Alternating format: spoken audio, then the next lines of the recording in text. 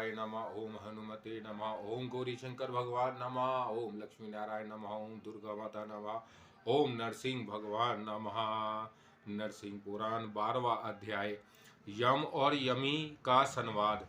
सूत जी बोले, समस्त पापों को नष्ट करने वाली और अमृत के समान मधुर इस पावन कथा को सुनकर धर्मात्मा शुकदेव जी तृप्त ना हुए। उनकी श्रवण विषयक इच्छा बढ़ती हो गई। अतः वह व्यास जी से बोले। श्री शुकदेव जी बोले, पिताजी, बुद्धिमान मार्कंडे जी की तपस्या बड़ी भारी और अद्भुत है। जिन्होंने साक्षात भगवान विष्णु का दर्शन किया और मृत्यु पर विजय पाई, तात पापों को नष्ट करने वाली इस विष्णु संबंधिनी पावन कथा को सुनकर मुझे तृप्ति नहीं हो रही है। अतः अब मुझसे कोई दूसरी कथा कहिए। महामते, जिनका मन सुदृढ़ है, जो इस जगत में कभी निषिद्ध कर्म नहीं करते, उन मनुष्यों को जिस पुण्य की प्राप्ति ऋषियों ने बताई है, उसे ही आप कहिए। व्यास जी बोले, मुनि श्रेष्ठ शुकदेव, स्थिर चित्त वाले पुरुषों को इस लोक में या परलोक में जो पुण्य प्राप्त होता है, उसे मैं बतलाता हूँ, तुम सुनो। इसी विषय में विधान पुरुष यमी के साथ महात्मा यम के संवाद रूप इस प्राचीन इतिहास का वर्णन किया करते हैं। अदिति के पुत्र जो विवस्वान सूर्य हैं, उनके दो तेजस्वी संतानें हुई। उनमें प्रथम तो यम नामक पुत्र था और दूसरी उससे छोटी यमी नाम की कन्या थी। वह दोनों अपने पिता के उत्तम भवन में दिनों दिन भली भांति बढ़ने लगे। वह बाल स्वभाव के अनुसार साथ साथ खेलते कूदते और इच्छा अनुसार घूमते फिरते थे। एक दिन यम की बहन यमी ने अपने भाई यम के पास जाकर कहा, बोलो नरसिंह भगवान की जय। यमी बोली, जो भाई अपनी योग्य बहन को उसके चाहने पर भी ना चाहे, जो बहन का पति ना हो सके, उसके भाई होने से क्या लाभ। जो स्वामी की इच्छा रखने वाली अपनी कुमारी बहन का स्वामी नहीं बनता, उस भ्राता को ऐसा समझना चाहिए कि वह पैदा ही नहीं हुआ, किसी तरह भी उसका उत्पत्र होना नहीं माना जा सकता। भैया, यदि बहन अपने भाई को ही अपना स्वामी, अपना पति बनाना चाहती है, इस दशा में जो बहन को नहीं चाहता, वह पुरुष मुनि शिरोमणि ही क्यों ना हो, इस संसार में भ्राता नहीं कहा जा सकता। यदि किसी दूसरे की ही कन्या उसकी पत्नी हो तो भी उससे क्या लाभ। यदि उस भाई को अपनी बहन उसके देखते देखते काम से दग्ध हो रही है। मेरे होश इस समय अपने ठिकाने नहीं है। मैं इस समय जो काम करना चाहती हूँ, तुम भी उसी की इच्छा करो, नहीं तो मैं तुम्हारी ही चाह लेकर प्राण त्याग दूंगी, मर जाऊंगी। भाई, काम की वेदना असह्य होती है, तुम मुझे क्यों नहीं चाहते। प्यारे भैया, कामाग्नि से अत्यंत संतप्त होकर मैं मरी जा रही हूँ। अब देर ना करो कांत, मैं काम पीड़िता स्त्री हूँ, तुम शीघ्र ही मेरे अधीन हो जाओ, अपने शरीर से मेरे शरीर का संयोग होने दो। यम बोले, बहन, सारा संसार जिसकी निंदा करता है, उसी इस पाप कर्म को तू धर्म कैसे बता रही है। भद्रे, भला कौन सचेत पुरुष यह ना करने योग्य पाप कर्म कर सकता है। भामिनी, मैं अपने शरीर से तुम्हारे शरीर का संयोग ना होने दूंगा। कोई भी भाई अपनी काम पीड़िता बहन की इच्छा नहीं पूरी कर सकता। जो बहन के साथ समागम करता है, उसके इस कर्म को महापातक बताया गया है। शुभ, यह त्रियंग योनि में पड़े हुए पशुओं का धर्म है, देवता या मनुष्य का नहीं। बोलो नरसिंह भगवान की जय। यमी बोली, भैया, हम दोनों जुड़वी संतानें हैं और माता के गर्भ में एक साथ रहे हैं। पहले माता के गर्भ में एक ही साथ स्थान पर हम दोनों का जो संयोग हुआ था, वह जैसे दूषित नहीं माना गया, उसी प्रकार यह संयोग भी दूषित नहीं हो सकता। भाई, अभी तक मुझे पति की प्राप्ति नहीं हुई है। तुम मेरा भला करना क्यों नहीं जानते। नित्रित नामक राक्षस तो अपनी बहन के साथ नित्य ही समागम करता है। बोलो नरसिंह भगवान की जय। यम बोले, बहन, कुतिसत लोक व्यवहार की निंदा ब्रह्मा जी ने भी की है। इस संसार के लोग श्रेष्ठ पुरुषों द्वारा आचरित धर्म का ही अनुसरण करते हैं, इसलिए श्रेष्ठ पुरुष को चाहिए कि वह उत्तम धर्म का ही आचरण करे और निंदित कर्म को यत्न पूर्वक त्याग दे।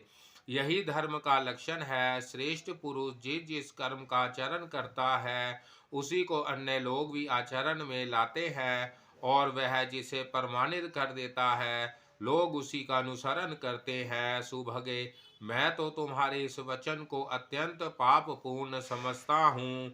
इतना ही नहीं, मैं इसे सब धर्मों और विशेषतः समस्त लोगों के विपरीत मानता हूँ। मुझसे अन्य जो कोई भी रूप और शील में विशिष्ट हो उसके साथ तुम आनंद पूर्वक रहो। मैं तुम्हारा पति नहीं हो सकता। भद्रे, मैं दृढ़ता पूर्वक उत्तम व्रत का पालन करने वाला हूँ, अतः अपने शरीर से तुम्हारे शरीर का स्पर्श नहीं करूँगा। जो बहन को ग्रहण करता है उसे मुनियों ने पापी कहा है। बोलो नरसिंह भगवान की जय। यमी बोली, मैं देखती हूँ इस संसार में ऐसा रूप दुर्लभ है। भला पृथ्वी पर ऐसा स्थान कहाँ है जहाँ रूप और सम्मान अवस्था दोनों एकमात्र वर्तमान हो। मैं नहीं समझती तुम्हारा यह चित्त इतना स्थित कैसे है, जिसके कारण तुम अपने समान रूप और गुणों से युक्त होने पर भी मुझ मोहिता स्त्री की इच्छा नहीं करते हो। वृक्ष ने संलग्न हुई लता के समान मैं स्वेच्छा अनुसार तुम्हारी शरण में आई हूँ। मेरे मुख पर पवित्र मुस्कान शोभा पाती है। अब मैं अपनी दोनों भुजाओं से तुम्हारा आलिंगन करके ही रहूंगी। बोलो नरसिंह भगवान की जय। यम बोले, श्याम लोचने सुश्रेणी, मैं तुम्हारी इच्छा पूर्ण करने में असमर्थ हूँ। तुम किसी दूसरे देवता का आश्रय लो।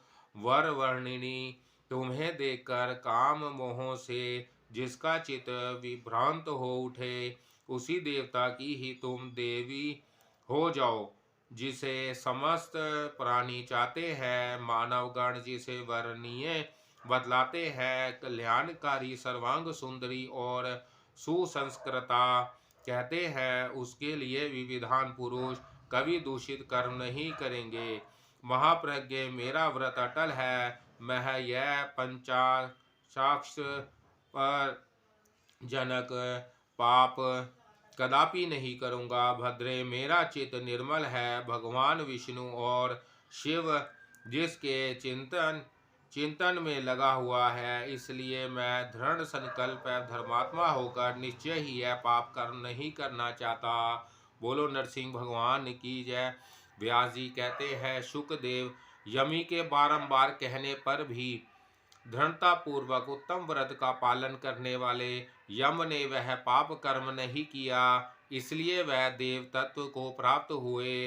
इस प्रकार स्थित चित्र होकर पाप ना करने वाले मनुष्यों के लिए अनंत पुण्य फल की प्राप्ति बतलाई गई है। ऐसे लोगों को स्वर्ग रूप फल उपलब्ध होता है। यह यमी का उपाख्यान जो प्राचीन एवं सनातन इतिहास है, सब पापों को दूर करने वाला और पवित्र है। असूया त्याग कर इसका श्रवण करना चाहिए। जो ब्राह्मण देव याग और पितृ याग में सदा इसका पाठ करता है, उसके पितृगण पूर्णतः तृप्त होते हैं। उन्हें कभी यमराज के भवन में प्रवेश नहीं करना पड़ता। जो इसका नित्य पाठ करता है वह पितृ ऋण से युक्त हो जाता है तथा उसे तीव्र यम यातनाओं से छुटकारा मिल जाता है। बेटा शुकदेव, मैंने तुमसे यह सर्वोत्तम एवं पुरातन उपाख्यान कह सुनाया, जो वेद के पदों तथा अर्थों द्वारा निश्चित है। इसका पाठ करने पर यह सदा ही मनुष्यों का पाप हर लेता है। मुझे बताओ, अब मैं तुम्हें और क्या सुनाऊंगा। बोलो नरसिंह भगवान की जय। 13वां अध्याय, पतिव्रता की शक्ति, उसके साथ एक ब्रह्मचारी का संवाद। माता की रक्षा परम धर्म, इसका उपदेश। श्री शुकदेव जी बोले, तात आपने जो यह वैदिक कथा मुझसे सुनाई है बड़ी विचित्र है। अब दूसरी पापनाशक कथाओं का मेरे सम्मुख वर्णन कीजिए। व्यास जी बोले, बेटा अब मैं तुमसे इस उस परम उत्तम प्राचीन इतिहास का वर्णन करूंगा जो किसी ब्रह्मचारी और एक पतिव्रता स्त्री का संवाद रूप है। मध्य देश में एक कश्यप नामक ब्राह्मण रहते थे जो बड़े ही नित्यज्ञ, वेद वेदांगों के पारंगत, विधान, समस्त शास्त्रों के अर्थ एवं तत्व के ज्ञाता, व्याख्यान में प्रवीण। सावित्री के यो कहने पर उससे भिक्षा लेकर वह आगे चला और उसकी दूरवर्ती घटना को जान लेने वाली शक्ति का मन ही मन चिंतन करता हुआ अपने आश्रम पर पहुंचा। वहां भिक्षा पात्र को यत्न पूर्वक मठ में रखकर जब पतिव्रता भोजन से निवृत्त हो गई और जब उसका ग्रस्त पति घर से बाहर चला गया, तब वह पुनः उसके घर आया और उस पतिव्रता से बोला।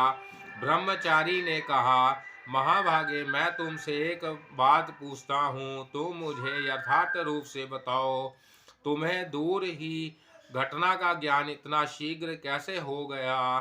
उसके यो कहने पर वह साध्वी पतिव्रता सावित्री घर आकर प्रश्न करने वाले उस ब्रह्मचारी से यो बोली, ब्राह्मण, तुम मुझसे जो कुछ पूछते हो उसे सावधान होकर सुनो। सब धर्म पालन से बूढ़े हुए अपने परोक्ष ज्ञान के विषय में मैं तुमसे भली भांति बताऊंगी। पति की सेवा करना ही स्त्रियों का सुनिश्चित परम धर्म है। महामते, मैं सदा उसी धर्म का पालन करती हूँ, किसी अन्य धर्म का नहीं। निसंदेह मैं दिन रात श्रद्धा पूर्वक पति को संतुष्ट करती रहती हूँ, इसलिए मुझे दूर होने वाली घटना का भी ज्ञान हो जाता है।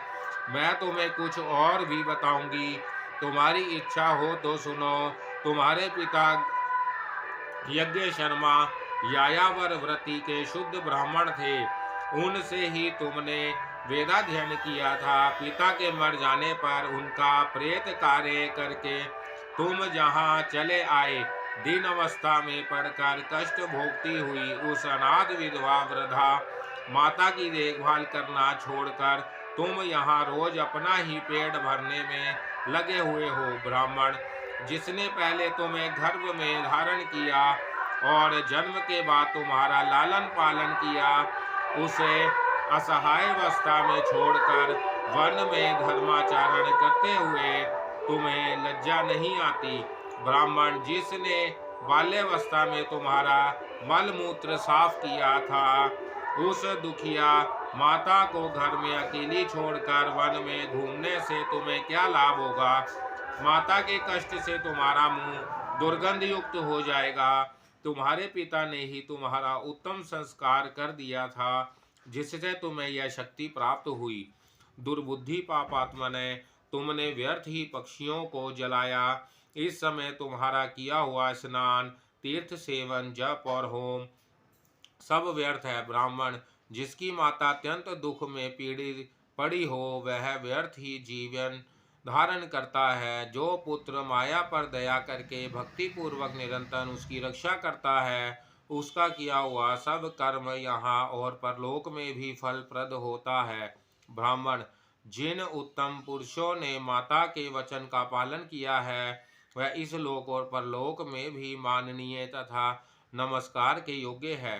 अतः यहाँ तुम्हारी माता है, वहाँ जाकर उसके जीते जी उसी की रक्षा करो। उसकी रक्षा करना ही तुम्हारे लिए परम तपस्या है। इस क्रोध को त्याग दो, क्योंकि यह तुम्हारे दुष्ट और अदृष्ट सभी कर्मों का नष्ट करने वाला है। उन पक्षियों की हत्या के पाप से अपनी शुद्धि के लिए तुम प्रायश्चित करो। यह सब मैंने तुमसे यथार्थ बातें कही है। ब्रह्मचारिणी, यदि तुम सत्य पुरुषों की गति को प्राप्त करना चाहते हो तो मेरे कहे अनुसार करो। ब्राह्मण कुमार से यो कहकर वह पतिव्रता चुप हो गई। तब ब्रह्मचारी भी पुनः अपने अपराध के लिए क्षमा मांगता हुआ सावित्री से बोला, वरवर्णिनी, अनजान में किए हुए मेरे इस पाप को क्षमा करो। महाभागे पतिव्रते, तुमने मेरे हित की ही बात कही है। मैंने जो क्रोध पूर्वक तुम्हारी ओर देखकर तुम्हारा अपराध किया था उसे क्षमा कर दो। शुभ व्रते, अब मुझे माता के पास जाकर जिन कर्तव्यों का पालन करना चाहिए उन्हें बताओ, जिनके करने से मेरी शुभ गति हो। उसके इस प्रकार कहने पर उस पूछने वाले ब्राह्मण से पतिव्रता सावित्री पुनः बोली, ब्राह्मण, वहाँ तुमको जो कर्म करने चाहिए उन्हें बतलाती हूँ, सुनो। तुम्हें भिक्षावर्ती से जीवन निर्वाह करते हुए वहाँ माता का निश्चय ही पोषण करना चाहिए, और पक्षियों की हत्या का प्रायश्चित यहाँ अथवा वहाँ अवश्य करना चाहिए। यज्ञ शर्मा की पुत्री तुम्हारी पत्नी होगी, उसे ही तुम धर्म पूर्वक ग्रहण करो।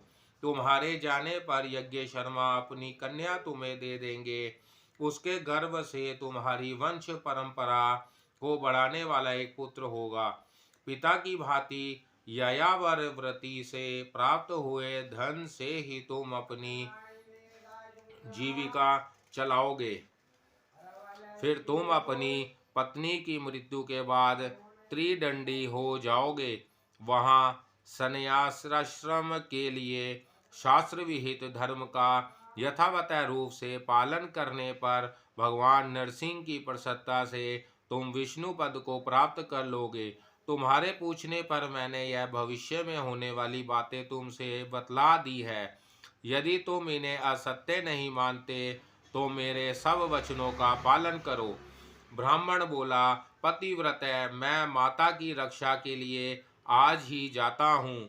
शुभे शने वहाँ जाकर तुम्हारी सब बातों का मैं पालन करूँगा। ब्राह्मण यो कहकर देव शर्मा वहाँ से शीघ्रता पूर्वक चला गया, और क्रोध तथा मोह से रहित होकर उसने यज्ञ पूर्वक माता की रक्षा की। फिर विवाह करके एक सुंदर वंशवर्धक पुत्र उत्पन्न किया, और कुछ काल के बाद पत्नी की मृत्यु हो जाने पर सन्यासी होकर ढेले और मिट्टी को बराबर समझते हुए उसने भगवान नरसिंह की कृपा से परम सिद्धि प्राप्त कर ली। यह मैंने तुमसे पतिव्रता की शक्ति बताई, और यह भी बतलाया कि माता की रक्षा करना परम धर्म है। संसार वृक्ष का उच्छेद करके सब बंधनों को तोड़ देने पर मनुष्य विष्णु पद को प्राप्त करता है। बोलो नरसिंह भगवान की जय। 14वां अध्याय। तीर्थ सेवन और आराधना से भगवान की प्रसन्नता, अनाश्रमी रहने से दोष तथा आश्रम धर्म के पालन से भागवत प्राप्ति का कथन। व्यास जी बोले, महाबुद्धिमान पुत्र शुकदेव, तुम और मेरे अन्य शिष्यगण भी मेरे द्वारा कही जाने वाली इस पाप हरणी कथा को सुनो। पूर्व काल में कोई वेद शास्त्र विशारद श्रेष्ठ ब्राह्मण अपनी पत्नी की मृत्यु हो जाने पर तीर्थ में गया, और वहां उसने विधि पूर्वक स्नान किया और विजन में रहकर उत्तम तपस्या की। तत्पश्चात दार कर्म की इच्छा न रखकर वह परदेश में रहता हुआ भिक्षा मांगकर जीवन निर्वाह करने और जप स्नान आदि उत्तम कर्म में तत्पर रहने लगा। गंगा, यमुना, सरस्वती, पावन विवस्त्रता और गोमती आदि में स्नान करके वह गया में पहुंचा, और वहां अपने माता पितामह आदि का तर्पण करके महेंद्र पर्वत पर गया। वहां उस परम बुद्धिमान द्विज ने पर्वतनीय कुंडों में स्नान करने के पश्चात ऋषि श्रेष्ठ भृगुनंदन परशुराम जी का दर्शन किया। फिर पूर्ववत पितरों के लिए तर्पण करके चलते चलते एक वन में प्रवेश किया, जो पापों का नाश करने वाला था। वहां एक पर्वत से बहुत बड़ी धारा गिरती थी, जो निःशेष पाप राशि का विनाश करने वाली थी। उसके जल को लेकर ब्राह्मण ने भक्ति पूर्वक भगवान नरसिंह के मस्तक पर चढ़ाया। इससे उसी समय उसका शरीर विशुद्ध हो गया। फिर विंध्याचल पर्वत पर स्थित होकर भक्तों और मुनीश्वरों से सदा पूजित होने वाले अनंत अच्युत भगवान विष्णु की सुंदरता परिवर्तनीय पुष्पों से पूजा करता हुआ वह ब्राह्मण सिद्धि की कामना से वहीं ठहर गया। इस तरह दीर्घ काल तक उसने पूजा की। उससे प्रसन्न होकर वह भगवान नरसिंह गाढ़ निद्रा में सोए हुए अपने उस भक्त से स्वप्न में दर्शन देकर बोले, ब्राह्मण, किसी आश्रम धर्म की स्वीकार करके ना चलना गृहस्थ की मर्यादा के भंग का कारण होता है। अतः यदि तुम्हें गृहस्थ नहीं रहना है तो किसी दूसरे उत्तम आश्रम को ग्रहण करो। ब्राह्मण, जो किसी आश्रम में सिद्ध नहीं है, वह यदि वेदों का पारगामी विधान हो तो भी मैं यहाँ उस पर अनुग्रह नहीं करता, परंतु साधुवर तुम्हारी निष्ठा देखकर मैं तुम पर प्रसन्न हूँ, इसी से मैंने तुमसे यह बात कही है। उन परमेश्वर के इस प्रकार कहने पर उस ब्राह्मण ने भी अपनी बुद्धि से निस नरसिंह स्वरूप श्री हरि के उस कथन पर विचार करके उसे आलिंगन माना और संपूर्ण जगत का वाद करके वह सन्यासी हो गया। फिर प्रतिदिन उस पापहारी जल में डुबकी लगाकर सदा उसी में खड़ा रहकर त्रिदंड और अक्षमाला धारण करने से पवित्र हाथों वाला वह ब्राह्मण मन ही मन भगवान विष्णु का स्मरण करता हुआ निर्दोष गायत्री मंत्र का जप करने लगा। नित्य प्रति शुद्ध आदि देव भगवान विष्णु का ध्यान में हृदय में ध्यान करके उनके नरसिंह विग्रह का पूजन करता और वनवासी हो किसी प्रकार शाक आदि खाकर भिक्षावर्ती से ही संतोष पूर्वक रहता था। विषव्रत एकांत प्रदेश में कुशासन पर बैठकर वह इंद्रियों के समस्त ब्रह्मा विषयों तथा भेद बुद्धि को हृदय स्थित भगवान अनंत में विलीन करके विज्ञ अजन्मा विराट सत्य स्वरूप श्रेष्ठ कल्याण धाम आनंदमय परमेश्वर का चिंतन करता हुआ आयु पूरी होने पर शरीर त्याग कर मुक्त एवं परमात्मा स्वरूप हो गया। जो लोग मोक्ष संबंधिनी अथवा मोक्ष को ही उत्कृष्ट बनाने वाली इस कथा को भगवान नरसिंह का स्मरण करते हैं हुए पढ़ते हैं, वह प्रयाग तीर्थ में स्नान करने से जो फल होता है उसे पाकर अंत में भगवान विष्णु के महान पद को प्राप्त कर लेते हैं। बेटा, तुम्हारे पूछने से मैंने यह उत्तम पवित्र पुण्यात्मा एवं पुरातन उपाख्यान जो संसार वर्ष का नाश करने वाला है तुमसे कहा है। अब और क्या सुनना चाहते हो, अपना मनोरथ प्रकट करो। बोलो नरसिंह भगवान की जय। नरसिंह भगवान की जय। 15वां अध्याय संसार वृक्ष का वर्णन तथा इसे नष्ट करने वाले ज्ञान की महिमा। श्री सुखदेव जी बोले, तात, मैं इस समय मुनियों के साथ संसार वृक्ष का वर्णन सुनना चाहता हूँ, जिसके द्वारा यह परिवर्तन का संपूर्ण चक्र चलता रहता है। तात, आपने ही पहले इस वृक्ष को सूचित किया है, अतः आप ही इसका वर्णन करने के योग्य है। महाभाग, आपके सिवा दूसरा कोई संसार वृक्ष का लक्षण नहीं जानता। सूत जी बोले, भारद्वाज, आपने शिष्यों के बीच में बैठे हुए पुत्र शुकदेव जी के इस प्रकार पूछने पर श्री कृष्ण देवपायन ने उन्हें संसार वृक्ष का लक्षण इस प्रकार बताया। श्री व्यास जी बोले, मेरे सभी शिष्य इस विषय को सुने तथा वत्स तुम भी सावधान होकर सुनो। मैं संसार वृक्ष का वर्णन करता हूँ, जिसने इस सारे दृश्य पर प्रपंच को व्यापक कर रखा है। इस संसार वृक्ष अव्यक्त परमात्मा रूपी मूल से प्रकट हुआ है, उन्हीं से प्रकट होकर हमारे सामने इस रूप में खड़ा है। बुद्धि उसका तना है, इंद्रियां ही उसके अंकुर और कठोर कोटर है, पंच महाभूत उसकी बड़ी बड़ी डालियां हैं, विशेष पदार्थ ही उसके पत्ते और टहनियां हैं, धर्म धर्म फूल है, उससे सुख और दुख नामक फल प्रकट होते हैं। प्रवाह रूप से सदा रहने वाला यह संसार वृक्ष ब्रह्मा की भांति सभी भूतों का आश्रय है। यह परम ब्रह्मा और पर ब्रह्मा भी संसार वृक्ष का कारण है। तुम इस प्रकार मैंने तुमसे संसार वृक्ष का लक्षण बताया है। इस वृक्ष पर चढ़े हुए देहाभिमानी जीव मोहित हो जाते हैं। प्रातः ब्रह्मा ज्ञान से विमुक्त प्राकृत मनुष्य सदा सुख दुख से युक्त होकर इस संसार में फंसे रहते हैं। ब्रह्मा ज्ञानी विधान इस संसार वृक्ष को नहीं प्राप्त होते, वह इसका उच्छेद करके मुक्त हो जाते हैं। महाप्रज्ञा सुखदेव जी, जो पापी है वह कर्म क्रिया का उच्छेद नहीं कर पाते। ज्ञानी पुरुष ज्ञान रूपी उत्तम खड्ग के द्वारा इस वृक्ष को भित्र छित्र भित्र करके उस अमर पद को प्राप्त करते हैं, जहाँ से जीव पुनः इस संसार में नहीं आता। शरीर तथा स्त्री रूपी बंधनों से दृढ़ता पूर्वक बंधा हुआ पुरुष भी ज्ञान के द्वारा मुक्त हो जाता है। अतः श्रेष्ठतम पुरुषों को ज्ञान की प्राप्ति ही परम अभिष्ट होती है, क्योंकि ज्ञान ही भगवान नरसिंह को संतोष देता है। ज्ञानहीन पुरुष तो पशु ही है। मनुष्यों के आहार, निद्रा, भय और मैथुन आदि कर्म तो पशुओं के ही समान होते हैं। उनमें केवल ज्ञान ही अधिक होता है। जो ज्ञानहीन है वह पशुओं के ही तुल्य है। बोलो नरसिंह भगवान की जय।